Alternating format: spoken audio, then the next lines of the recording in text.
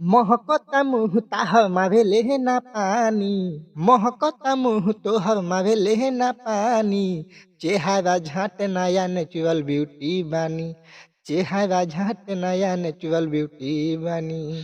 लागता छिनावे तुहु बाबू खाना दानी, लागता छिनावे तुहु बाबू खाना दानी।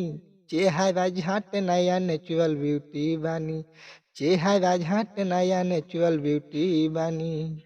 ओहिर के लइका लिही तहबे नुमानी, ओहिर के लइका लिही तहबे ईमानी। चेहरा झट नया नेचुरल ब्यूटी बानी, चेहरा झट नया नेचुरल ब्यूटी बानी। नमस्कार भाई लोग, इस वीडियो को ज़्यादा से ज़्यादा उ लड़किया के पास जरूर पहुंचा दी है जो अपने आप के कहेले कि हम नेचुरल ब्यूटी बानी और सब लड़का के नीचे दिखावली और सब लड़का के विरोध कहली, छेछरा कहली, मऊगा कहली, छिनावा कहली। आप लोग से विनती है कि जितने भी भाई लोग इस वीडियो को देख रहे हैं, इस वीडियो को उस लड़की के पास ज़रूर पहुंचा दीजिएगा कि उसको भी पता चले कि कोई अहिर का लड़का हमको ऐसा जवाब दिया है कि आज के बाद वो नेचुरल ब्यूटी कहना भूल जाएगी।